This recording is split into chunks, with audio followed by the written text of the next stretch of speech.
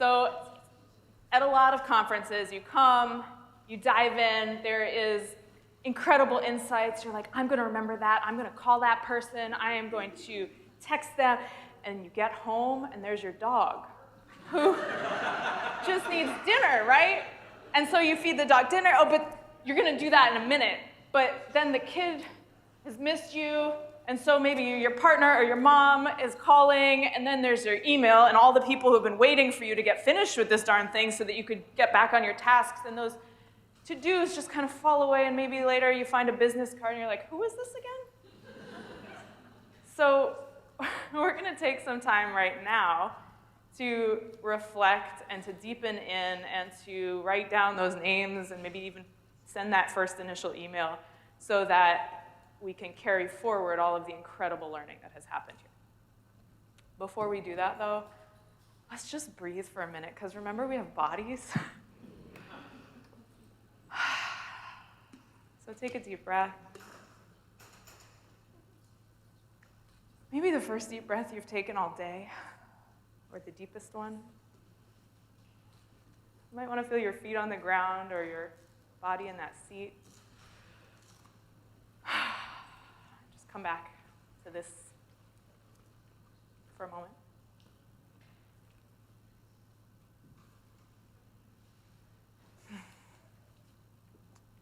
Maybe just take a look at the people around in this room.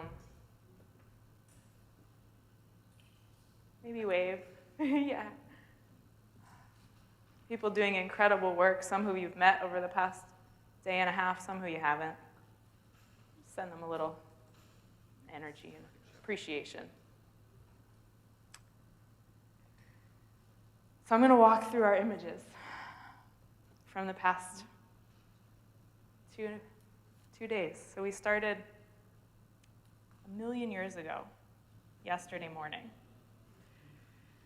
with a land acknowledgement, with the national anthems, with a welcome to Kansas City and to the summit, and with this opening keynote from Dr. Merman, sharing about how the epidemic has been ensconced in this unequal society, but that it's important to put people first, put equity first, leverage policy, put money where the diseases are, and this storm of diseases and inequality.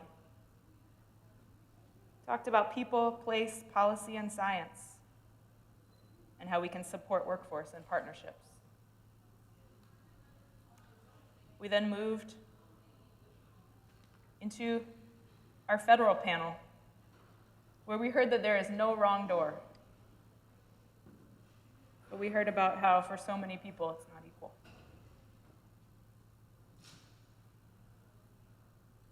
Heard about overdose prevention, integrative care, the CDC, HRSA, and SAMHSA, and OPA, and the Office of Infectious Diseases and HIV/AIDS and Policies responses. We heard about public policy as a health intervention. We heard how national organizations are connecting across disciplines to advocate for mental health and for responses to these diseases, how they're taking a whole person approach with community partnerships, and how important it is to work on social determinants and systemic inequalities, systemic oppression, as fundamental to this work. And about how, for some, every door is made wrong.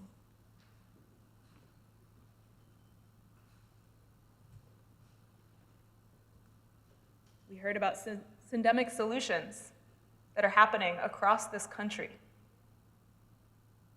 People now having the luxury of dying of old age. And in this intense 5 minutes each panel of speakers, respecting people who use drugs, finding joy and pleasure in any positive change as a response and a way that harm reduction can save lives, and respect people who use drugs. And then over here, We heard about advancing health equity. We heard Ms. Scruggs say, I am the story maker of my own narrative, and as hard as this is, it's intuitively possible. And just now we heard about syndemic approaches in action. Harm reduction is loving people back to health. We heard about how to legalize harm reduction and support parents to be the parents they want to be, and supporting others in reclaiming innocence, using data, evaluation, equity, and planning, and all of the integrated supports. So over the past day and a half, you've had these incredible presentations, some breakout rooms, time to interact, meet other people doing syndemic approaches, and really create some probably glimmers of syndemic solutions in between folks right here, and to honor all of the incredible syndemic solutions that are already happening. So here is our final drawing of everything that we have done. And at the top, the magnification that is going to happen across this nation and probably across the world beyond our borders based on the work that you all are doing. So congratulations.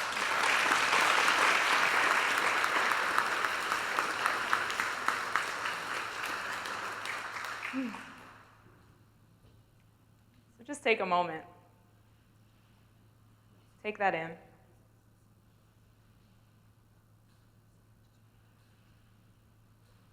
going to hide it for a minute, but you'll get to see it again. You'll get to have it. So, I'm going to ask two questions. We're going to start with this question. What have you learned, or maybe been reminded of, over the past 2 days?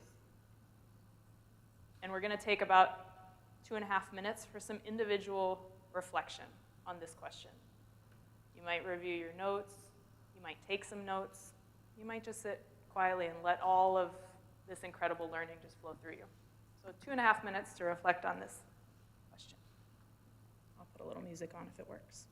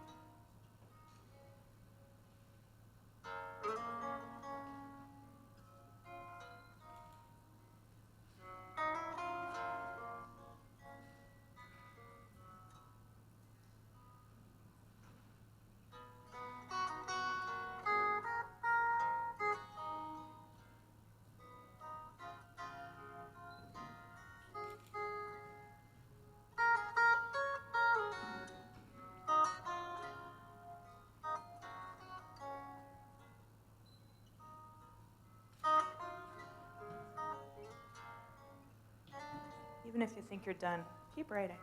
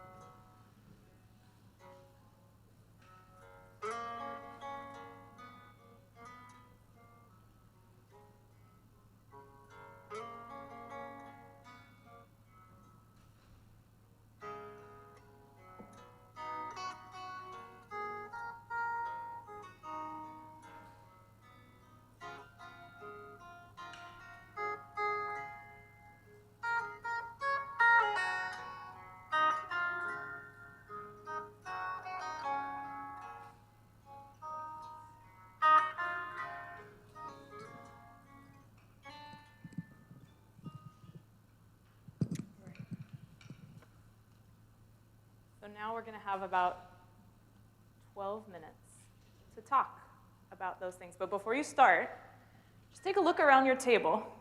Notice how many people are at your table. Divide 12 by that number. That's about how many minutes each person should talk, okay? So make sure that one person doesn't take up all the space and that everybody has space to share. Just what are some of the things that you have learned over the course of these 2 days? And you might then start getting into a conversation of like, oh yeah, that thing. Oh yeah, and that made me think of. And so just, it's time to talk to each other. So you have 12 minutes to just share all of these incredible learnings, and then we'll share out a little bit after. Go for it. All right, friends. It's like that timer in Zoom, and it's cutting you off, and you're like, but I had that extra thing to say. Oh well. So, welcome back. Welcome back. Let us hear some of these out. We have our incredible mic runners who are going to run microphones, I believe, to help people. Thank you. So let's hear a few of these takeaways, and Nick will come up and help kind of just call on folks, and I will write them down here. So let's hear some of these out. Have you learned, or what are you taking away from the past 2 days?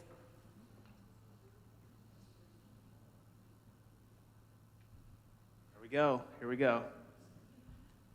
My name is Jessie. I'm from Nebraska. I just want to say that this has really reminded me that it can be difficult, but it's not impossible. And all these people in this room, national partners, local government, state government,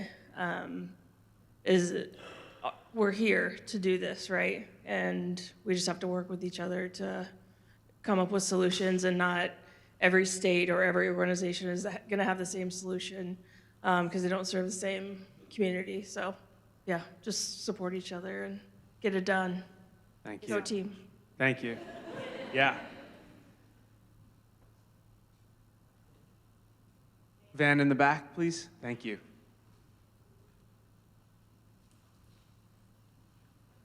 I learned that syndemic solutions have very subjective and personal definitions that continue to evolve and expand. So what we thought as truth, even when it's subjective, can still be transformed into something else. And we will have to be able and willing to accept this. Wonderful, thank you. How about maybe this part of the room?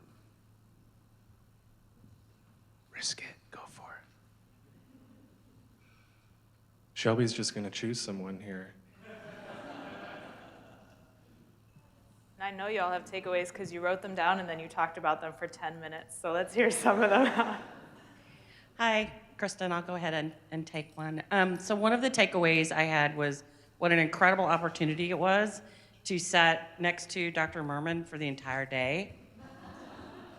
That is something I won't ever forget. Learned so much and could have sat there for another day. It was a great opportunity and just a really great experience. Wonderful, being together with so many wonderful people.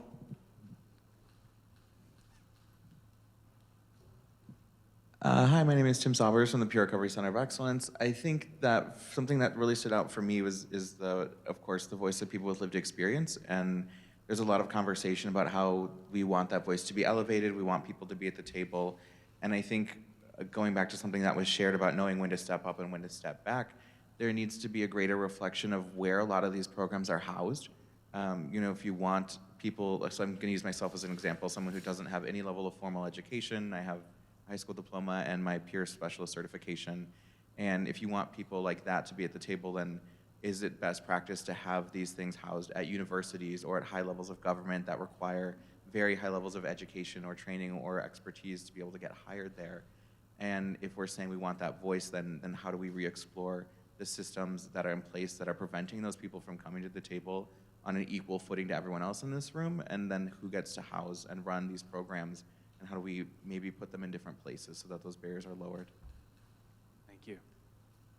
Shelby, we have a question, a comment here? My name is Cindy Jutman. I'm from Mountain Plains, ATTC. And I had two kind of really different reactions that I'm taking away. At first, I was really inspired by Dr. Anthony Martinez yesterday and his absolutely fantastic work at La Bodega, and thinking in a really very different way about the integration of hepatology and addictions, and I thought that that was a truly inspiring moment. And then I was also keenly aware that, that's an example of innovative treatment that is really hard to find replicated other places. I did a big Google search last night trying to find who else is doing this kind of stuff, and it seems to be pretty unique. And it highlighted for me one of the things that I was most feeling yesterday morning, listening especially to the panelists from the federal agencies, that there's so many positive intentions and so much interest in doing this work, and yet we're living in a structure that's so driven by profit and capitalistic ideas that it's really hard to get people to give up any space and actually integrate together in a truly collaborative way. And I find that struggle I'm leaving with a very keen sense of how deeply ingrained that is in our ability to truly do collaborative syndemic work. So not to be a bummer, but that is the most, it's like one of the most salient feelings I have today. Yeah. Thank you. And how about that belt buckle he had?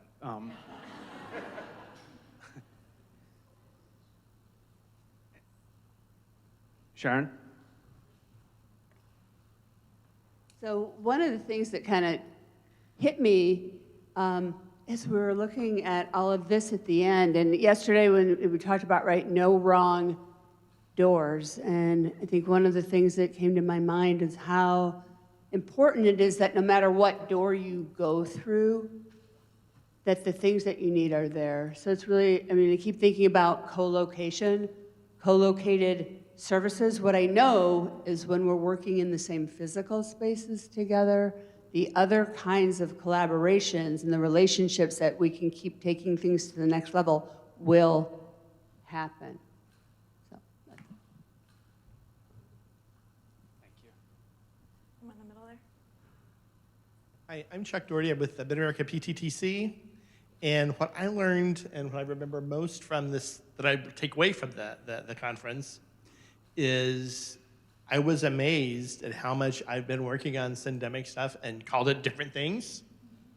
And it was just amazing. And in trying to figure out where to put prevention into this, one of the best things I think I can do is just kind of be an information broker, hooking people up with where they need to be, making those connectors, just be a conduit for prevention to everyone in here. And I've met some amazing people that I hope to stay friends with. Yeah, my name is Stacy Tobin. I'm with Heart to Heart International. I run the community health program there. And I agree with you, Chuck. Groups like us have been doing this endemic approach for a long time, so while the word is new, the practice is not. But I was really inspired by Luce over there and her approach, because I feel like there's been a disconnect with federal funding and what we're able to do with it and the limitations.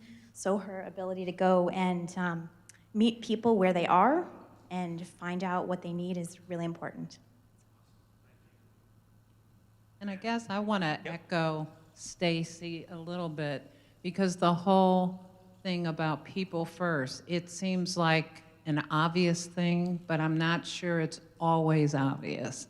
So Dr. Marin's, the whole people first, the whole issue around equity, and then the hard thing for people to talk about is the role of racism and how it impacts our system. And a lot of times people are afraid to talk about that. So I appreciated the openness and the consideration and what people felt racism has done to our system as it is today. Thank you.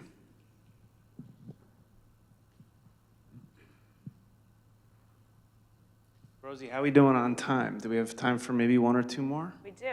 Okay. I'll take the mic runner's prerogative here. I'm not just a mic runner. I also work at the PTTC Network Coordinating Office. And it's clear that when we have said the word prevention, we're all thinking about different things. And the PTTCs are steeped in universal prevention, the furthest upstream. So I'm looking forward to building those bridges and understanding, to echo Chuck's comments there, being an information broker for this field, because it's probably our best investment. And I'll just leave it at that. Thanks, Van. What else? One or two more? I guess what we learned here at this table is it's a it's a good reminder and it's a good feeling to give us hope to come to work the next day.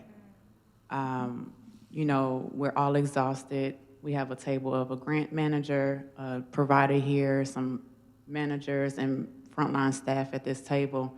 And it's exhausting, but we know that clearly of these 2 days, we have a lot of work to do, but we have gotten so far just across the United States. And it is such a wonderful feeling. Like one of our providers stated that he's so used to just going to provider meetings and conferences and them talking about best practices, only of physicians, but to come together to see different people is really, really a great feeling. And I know one of the things I had stated was, I've never seen a slide of the healthcare savings that we have saved across different STIs. It's always about how much money we spend and how much it's costing to help and heal, but that's what we're supposed to be doing. But to really see that across the United States, we are saving money and lives is a great feeling. So hope for tomorrow. Make sure you clock in tomorrow. Beautiful, thank you. See one more back there. Hello, my name is Megan Hawks. I work for Public Consulting Group. I also am with the New England Prevention Technology Transfer Center. And we do a lot of work at the intersections around prevention and harm reduction, as Van said. And I really think we need to be meeting everybody where they are. The organizations, the people, the providers, we're all people here. We're really passionate about our work. And like you were saying, the team effort, we need to do it together, but we need to listen. And we need to understand where people are, the assets that they're coming to the table with, and focus on that rather than the challenges and the gaps. See a lot of head nodding to all that. Wonderful. All right, last one right there. Hi, Hope Edwards from Missouri Partners in Prevention.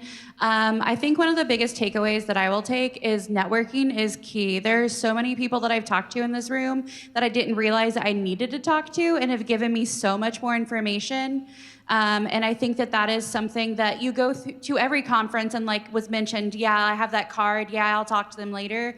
But it is like, it's such a crucial part starting off. And then also talking to those people, like I'm one of the people that is new in this field. So making sure that you're supporting the newbies in the field and making sure that they're not coming in feeling overwhelmed and supporting them. Wonderful. Beautiful. Thank you all so much for these incredible learnings. And now we're going to go to the second and last question here. Actually, there's two questions secretly, so the second and third questions here. What will you do differently as a result of being here? And then, what are your next steps? So very specific next steps could be reaching out to somebody that you met here and actually really want to commit to reaching out to. So take a moment and you can brainstorm, again, individually for 2 minutes, that question. What will you do differently as a result of being here? What are your next steps? And if that includes pulling out your email and emailing that one person that you really want to email, you can do that as long as you promise me not to email everyone else or even look at your inbox, okay? You promise that? Can you promise that? If you can't promise that, don't open your inbox. All right, so 2 minutes to individually brainstorm on this question, and then we'll share and share out. Breakout rooms are closing in 5, 4, 3, 2. Oh, beautiful. Nice job, everybody. All right.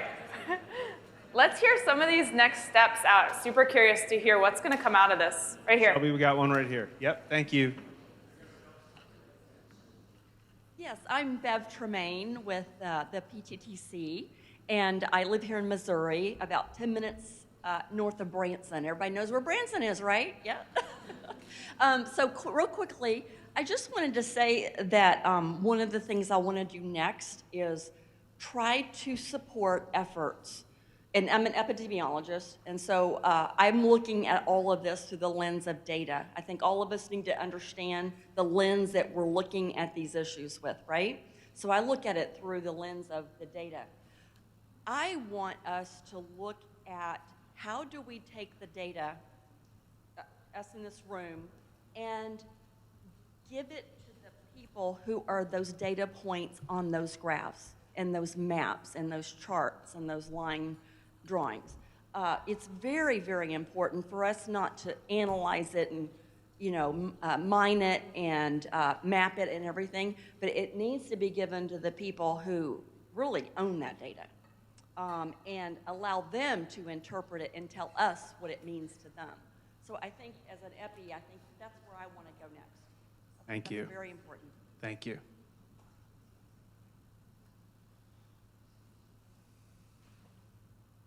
This is where my training as a therapist always comes in handy because I'm really okay with the silence. Oh, we got one right here. But I'm happy when it breaks. I want to talk with Oklahoma, and I want to get SSPs legalized in Missouri. Woo! Awesome.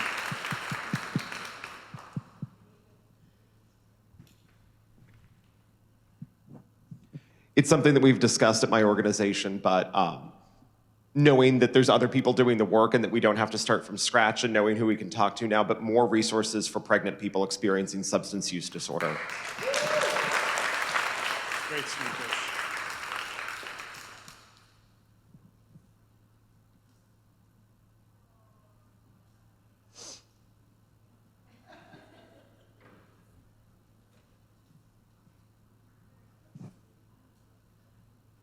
Van's on his way to the back.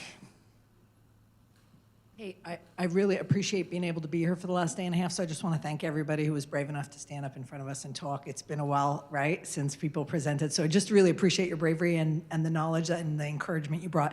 So can I ask, or maybe I'll put it in my survey, can I ask, can we get more federal agencies here? Can we get HUD here? Can we get the feeding people here? Can we really blow out this Syndemic idea to include the SDOH resource people, please? Thank you.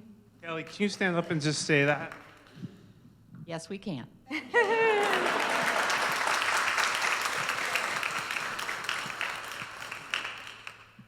Awesome. We got a mic coming to you, Lucy. Lucy Slater, NACHO. Somebody mentioned earlier how hard it is for us to talk about racism. I made a big rant about it yesterday, and now I have to say that I need to commit myself within my own organization to trying to make that fundamental to the work that we do. Thank you.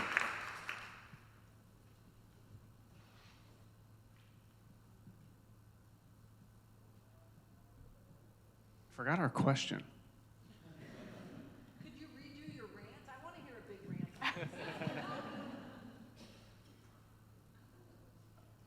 Here, Holly.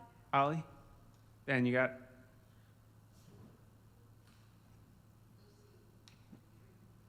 When Lucy speaks, I just connect. You mentioned something that isn't talked a lot about, but I was so appreciative you mentioned it, so I want to do some follow-up on it. I don't know what. But we do need a truth and reconciliation. We need to speak these things a lot and often so that we can get past them. So I don't know what to do about it, but I'm going to try to do something.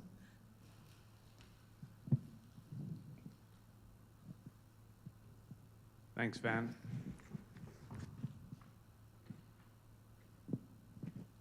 I just want to encourage everybody to don't make decisions on people based on how they look, because there's so many intersections at the genetic level of who we are.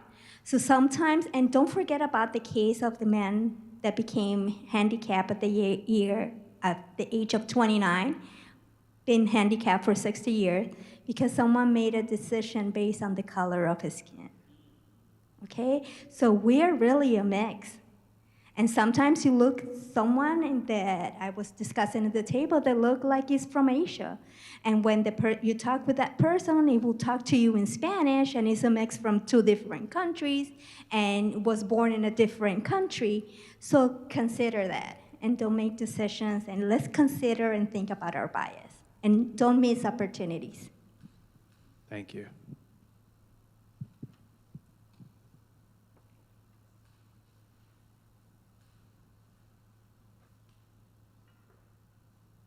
Rosie, what was our question again? I'm sorry, I forgot it. Maybe a few more on what are you specifically going to do next?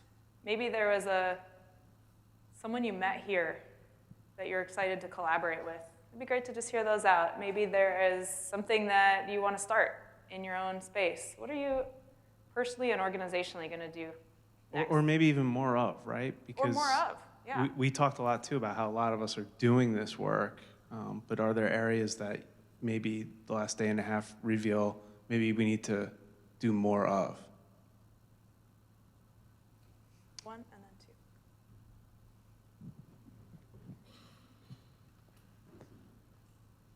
So for us, it'd be two that are kind of simple. I mean, I feel kind of ashamed to even bring it up, but one is to begin to educate folks within our organization what systemic solutions is all about, what we are doing versus what we're not doing. So kind of spreading that knowledge around. And then the other one specifically is I've already invited Dr. Martinez to do work for us within our state. I mean, he gave excellent information, and I want to begin to spread that in terms of HIV, because we've done some traditional things, but his approach was so different, and I think it's important to share that within our region. So. Awesome, thank you. And it sounds simple to educate people in your organization. That's a simple headline, and it is so not simple as a thing to do. So really just like honoring that as a great next step for going forward. So thank you. So Melissa Smith at Casey Care. One of my biggest takeaways is Missouri might not ever be California, but we could be Oklahoma, maybe. So there are some folks in the room who are on the Kansas City Integrated HIV and Care Planning Council. And so I think talking with them about how we can talk about SSPs in our prevention subcommittee is a great first step on moving towards a non-legal gray area. So. Great, thank you.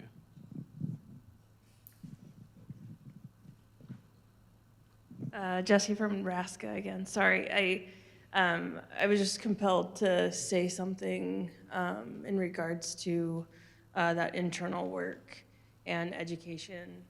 And what really hits me is that it's not just the education piece, it's like sitting with people in our organization as they wrestle with those things too, and try to wrap their heads around what that looks like and how to really serve people well and love people where they're at. And so it's not just the education piece, it's that wrestling, that internal work part. Rosie and I were just talking about wrestling. Awesome. Yep. Do you want to share a moment of that story? You want me to share? Yeah, if you're. Oh my God. Okay. You don't have to. One of the things that Rosie and I were talking about was if we want change, we also have to support our folks through change, and I'm talking about clinicians. And I shared my story. I came from an abstinence-only approach. That's how I was trained. And so I had to deal with the shame of the harm that I had done to many of the clients that I worked with over the years. Who's going to help me navigate through that shame?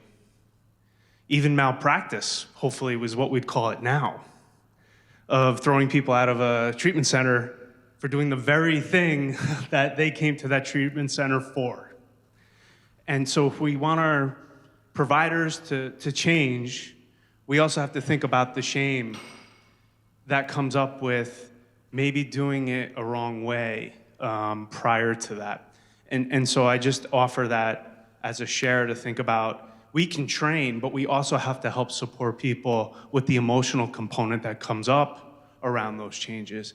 And if we don't, I think that may be some of the obstruction that we see in actually making the change in how and what it is that we do. So that's what I shared. Thank you for sharing that, and that's like... That was scary. I wasn't ready to do that. I'm like honoring the deep courage of sharing that and doing it and stepping out in that way, because there can be, I mean, it's so hard to grapple with internally in ourselves, and then to share it, and that also like sharing it and allowing it to be held by a space is what's going to allow the change. So thank you for that. Thanks. Yeah. Cool. So we're going to do one last piece here, which is imagine next year, we're going to tell a little story of us. Imagine next year we come to the second annual Syndemic Solutions Summit. Or imagine you run into somebody on the street. What is the remember when story that you tell about these past day and a half? What is the remember when story from this past day and a half? Like for me, there was a moment of remember when General Price was up here and he was like, it's raining. And I was like, I'll draw rain. And then he was like, oh, it's I have ADHD and this. I was like, sorry, friend. That was fun. So what are some other remember when moments? And let's get our mic runners out. And I'm not going to draw these. We're just going to share them all out. Some remember when moments. Remember when. So we're just going to say these out now? Yeah, we're just going to share them out. Okay, you don't cool. have to write these down. Thank you. Maybe if someone told a really awesome joke. Remember when. For our team at the office, I would say, remember when we weren't sure we could get 200 people to come to this? And then the week of, we had all of these people on a wait list, and we were telling staff, sorry, you have to be a runner. You can't come in the room and sit. And we had overflow. And so remember when we weren't sure we could get 200 people to talk about this.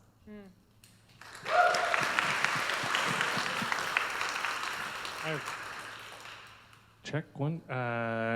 We were outside yesterday morning at 6:55 waiting for the doors to open, and we were all just standing around talking. And I was just kind of looking around, and all of a sudden I noticed the little red light switched to green.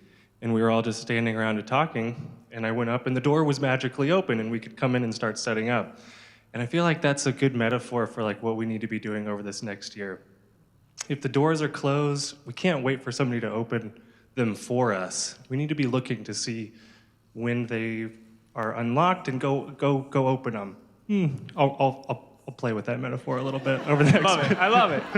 There you go. Remember Thanks, when man. the door was locked at 7 o'clock? Who's next?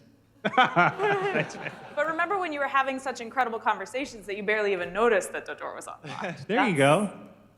Remember when. We have a remember when here. I want to talk to Morgan. Morgan, remember when we didn't know we were going to get through a 15-second slide? But that 30-minute breakout room felt so comfortable, and we engaged with so many folks. Awesome. Thank you. Awesome.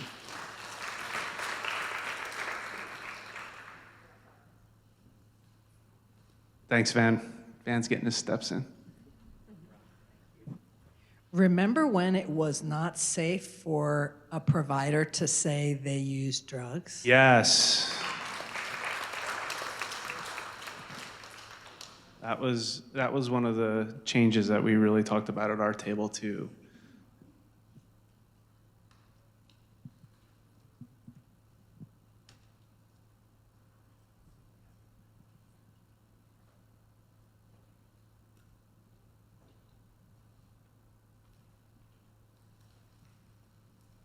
Being in the same room as Laura Guzman was insane. It was like a celebrity. Love it. Remember when. Van, we got one here, please. Thank you. Gotcha. Thank you. I want to do a quick follow-up on that. As I was sitting here, Laura Guzman was talking about reconnecting with somebody in the audience and how she'd done a training or something with them 22 years ago. And as she was talking, I was like, oh, 25 years ago, I went to Oakland and she did a training on conflict de-escalation and took us to a needle exchange program. And I did that training, but I'd forgotten, I didn't even recognize her until I heard her telling that story. Then later I got to say, hey, and got to reconnect. He says, what are you doing? And he's like, I'm still doing the work that you helped train me to do. And we got to hug, and that was great. That's great. Awesome. Love it.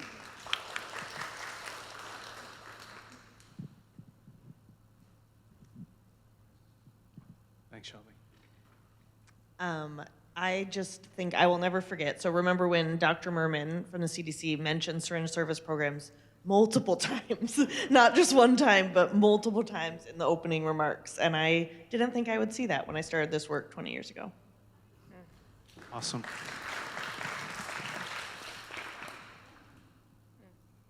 So many of these comments remind me why it's just so important for us to be together, right? So important.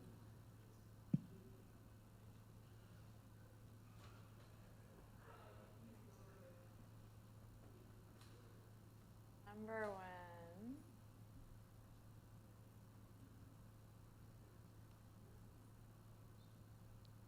it's also hard to remember because we've done so much. It's that your review is so helpful and it did feel like 5 years ago or whatever. Yeah, right? Yeah. Right? Remember when there was that awkward silence when Rosie asked, remember when? Remember when those poor presenters had to speak so fast and get everything in so many slides, and then it gave us all incredible anxiety because what we really wanted to do was just be held like a little child, but no, we can't, heart palpitations. I didn't even know that was going on, by the way. I had taken a bathroom break, because remember when there were no breaks. So I came back into the room and they had already started, so I missed yesterday the lead into the Ignite talks. So I was like writing, and I was like, what is going on? Why are the slides moving so fast? So that happened. Beautiful. So remember when we came together with 200 incredible people from across the country working to make change, each in their local spaces? Remember when we sat together and brought people with lived and living experience, or our people with lived and living experience, calling that out? Remember when racism was called out in this space and finally mentioned as part of the syndemic? Remember when that started being okay to talk about in a group of people?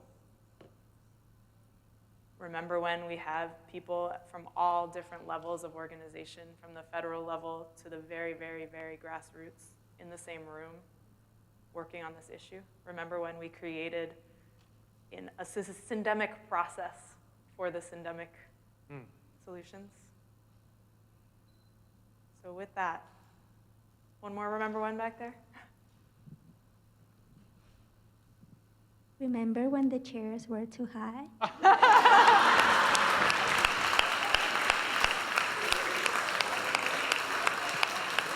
Oh, man.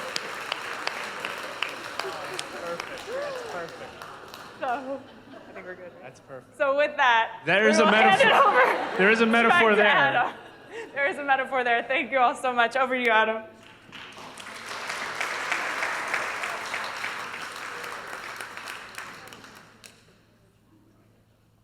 Is this on? Can you hear me? No, not another Ignite talk. Here to close things out, and honestly, my thunder is stolen, right?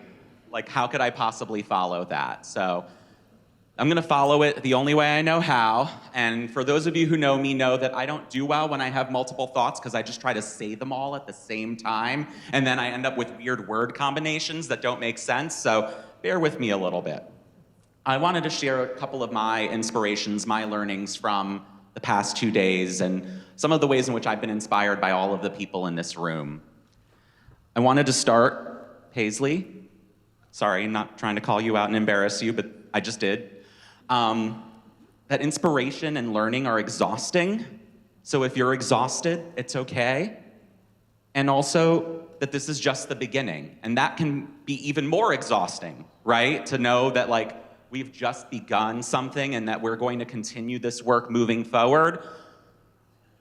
But I'm here to share some of the things that we're planning on doing moving forward. So if you're not too exhausted already, I just want to share a reminder that at 1 o'clock today, INSHU, the International Network of Health and Hepatitis and Substance Users, is going to be having their Hep C training in this space. So if you have the energy for it, I think that that would be an excellent opportunity to continue the work that has started here, so please show up for that.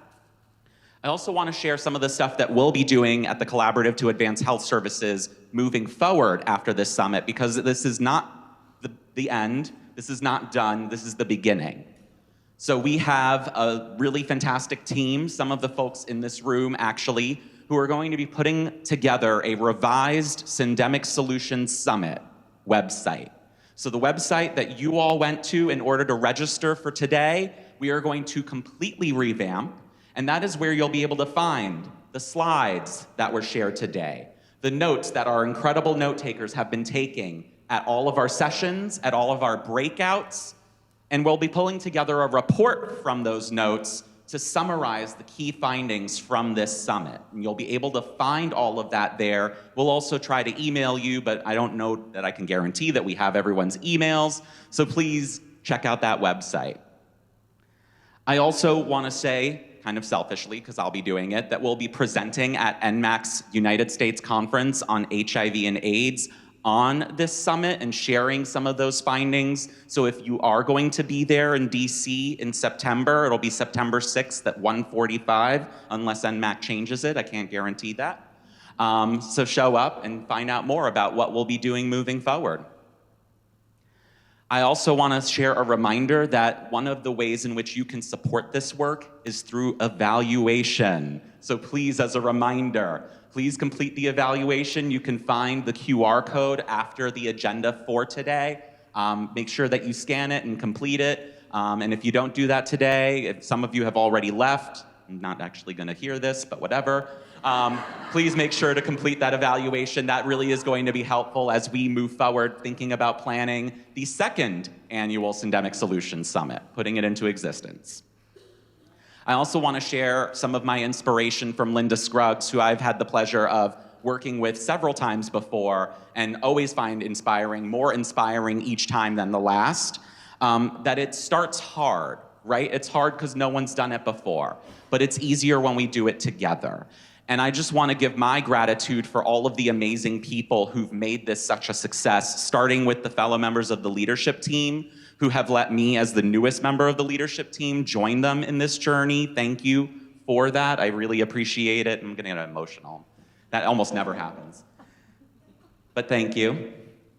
I also want to thank the incredible UMKC team who finally made it into the room. They've been kind of supporting all over the place.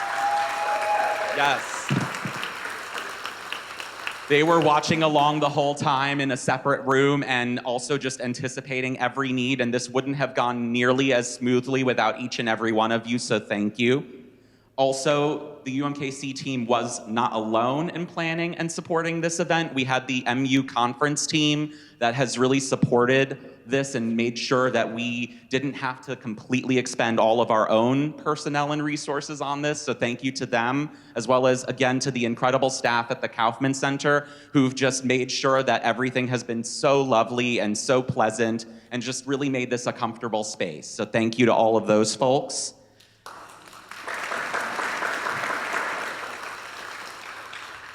And lastly, I want to echo something that I can't remember who it was. It was someone in the back. I apologize. But to thank all of you for being here, for being vulnerable, for sharing your sense that we've been through this before and why are we going through this again? But time isn't a line, it's a spiral. And so we do repeat things, but it doesn't mean we're not moving forward. And I think that that's really important. And I thank you all for sharing that, for sharing your frustration with how things aren't working and sharing your exhilaration at the successes that we've had. I know that I've been furiously taking notes and really excited about continuing this work with all of you in this room and also all the people who are not in this room who are going to be brought in moving forward. Other federal agencies, more folks with lived and living experiences, really learned a lot, and I'm really excited about our next summit. So thank you all for being here and for sharing.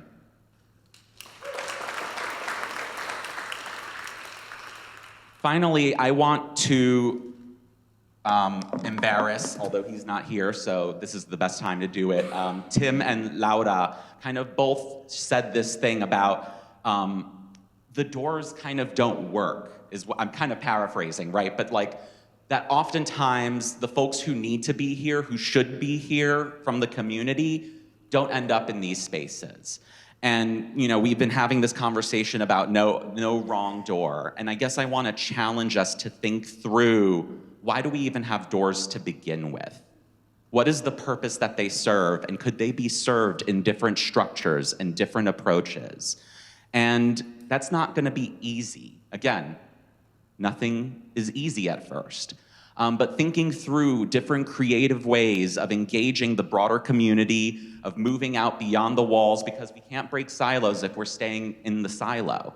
You know, the silo's still going to be there, and sometimes the silos don't really even have walls. They're just there and invisible. And so one of the things that we did in order to try to do that is we invited local news to be transparent and vulnerable about the work that we're doing. Because for me, the way in which we accomplish that, the way in which we dismantle the silos and break down the walls, is by being transparent, by being vulnerable about the things that are going on. And so we invited local news team to come, and they came, which is awesome, and they did a news story about this summit, and we want to share that with you all. So I believe that it is all queued up and ready to go. So with that, I'll take my leave of the stage and let you all enjoy the news story. Thank you, and safe travels home.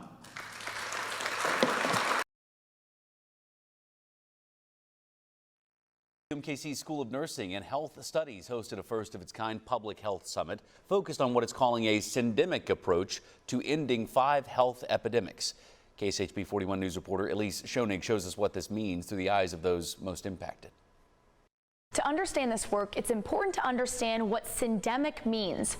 A syndemic is when 2 or more diseases or health conditions exist within many people. And addressing every level of these intersections was what was discussed today. Sometimes life's obstacles have layers, and Linda Scruggs knows that firsthand. I'm also a woman diagnosed with HIV for over 30 years. Scruggs joined nearly 200 other public health leaders, researchers, organizations, and more Wednesday to talk about the syndemic approach. Keynote speaker Dr. Jonathan Merman says it's like going to the doctor. You want them to be able to help you with all of your health issues, not just one single issue. Merman is the CDC director of the National Centers for HIV, Viral Hepatitis, STD, and TB Prevention. Different diseases and infections affect different populations at different rates. He says the CDC is using this to look at all issues influencing populations. HIV and viral hepatitis, sexually transmitted infections, they're occurring in some of the same populations that are also experiencing poverty or drug use or mental health issues. The summit is the start of the solution. It's why Scruggs says a Michael Jackson song reminds her that when facing life's obstacles. How do we find the man in the mirror, right? It's not who I look at every day, it's who I dream to be. The only way out is through. Reporting in Kansas City, Elise Schoening, KSHB 41 News. So we asked why Kansas City for this summit. The doctor said Kansas City is incredibly creative, and the people behind these issues and solutions are right here.